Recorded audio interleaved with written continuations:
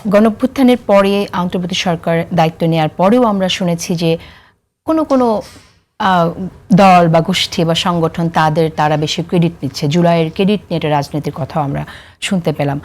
আমি একটু এই আলোচনায় যাব ব্যারিস্টার জহরত, কিন্তু তার আগে আরেকটি প্রসঙ্গ আমি আনি যে কোটা আন্দোলন যখন হলো 2018-তে, এখানে ডক্টর আতিক এটার প্রসঙ্গটা নিয়ে আসলেন।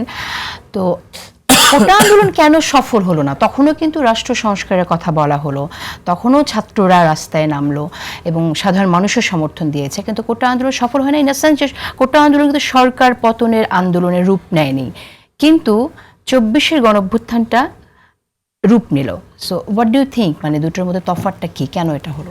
আসলে এরকম করে তো বলা যায় না যে কেন, ধরেন আমরা মানে আপনার একটা ইনসিডেন্ট আমরা যদি বলি যে কেন জুলাই সাকসেসফুল হলো, আমরা দেখেছি যে সারা ঘরে ঘরে মানুষজন অ্যাসোসিয়েটেড হয়েছে, প্রত্যেকটা পলিটিক্যাল পার্টি দল মত নির্বিশেষে একসাথে হয়ে চলে এসেছে যখন দেখেছে না এনাফ ইজ এনাফ। এর পিছনে আপনার অনেকগুলো কারণ, যে ইকোনমিক সিচুয়েশনটাও আমাদের ওই সময় চিন্তা করতে হবে। মানে every single person of Bangladesh realize যে they are being the victim of this fascist সরকার। এইটা কিন্তু আপনার যদি আপনি কোভিড পরবর্তী সময়ে 2022-23 সালে total economy was collapsing like anything. But আমরা কোভিডের সময়ের কথা চিন্তা করি, যদি কি আমরা পেপারে দেখেছি যে বাংলাদেশে সবচেয়ে বেশি নাম্বার অফ মানে আপনার যে রিচেস্ট পিপল সারা ওয়ার্ল্ডের মধ্যে বাংলাদেশের দ্য গ্রোথ ওয়াজ হাইয়েস্ট।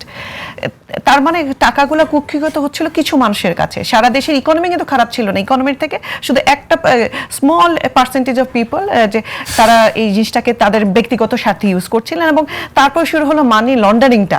আমার কাছে মনে হচ্ছে মানি লন্ডারিংটা ওয়াজ মানে 18 সালের পর থেকে it became extremely like a disease.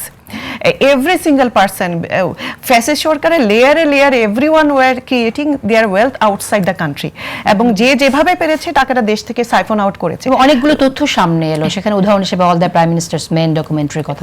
Absolutely. So এটা আসলে না ধাপে ধাপে মানুষের রিয়ালাইজেশনটা এসেছে।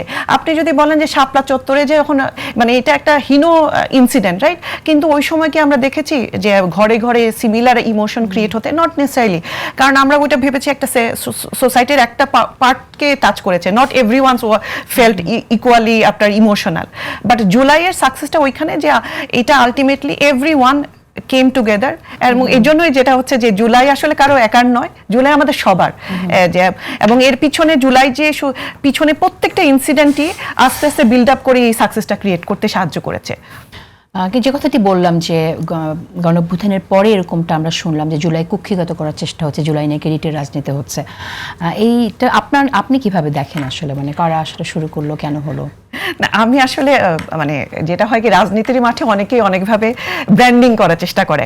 সো ব্র্যান্ডিং করে যেটা হয় যে, যেমন 71 নিয়ে আমরা ব্র্যান্ডিং দেখেছি, এটা 71কে যে বিক্রি করা হয়েছে, চেতনা বিক্রি।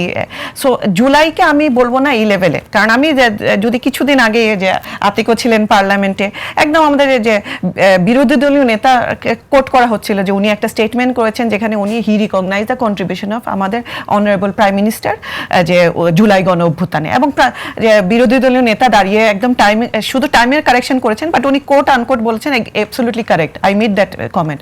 সো আমার মনে হয় হয়তোবা রাজনীতির মাঠে নামলে, ইলেকশনের মাঠে অনেকে অনেক কথা বলেছেন, এখানে হয়তোবা যে সবাই খুব সুচিন্তিতভাবে বলার চেষ্টা করেছেন, নট নেসেসারিলি। এখানে তো অনেকে আসলে সবাই তো একইভাবে ম্যাচিওর্ড না। যে যদি বিএনপির কথা বলি, BNP is a very mature political party, but comparatively NCP is a very newly constituted political party. So সবার ম্যাচিউরিটি সেম হবে না। হয়তোবা কেউ ভুলক্রমে মনে করছেন না এটা এভাবে বললে পরে আমার পার্টির ব্যান্ডিংটা বেটার হয়, বাট আমি মনে করি যে এটা আসলে by now we should learn from the previous যে মিস্টেক, রাইট।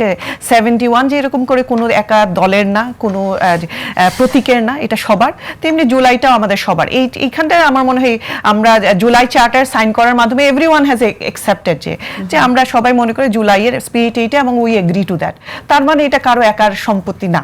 সো কুক্ষিগত করার যদি কেউ চেষ্টা হয়, বলবো এটা হয়তো বা ইন্টেনশনালি বা আনইনটেনশনালি যদি করেও ফেলা হয়, এটা this is not a good culture, we should not do that.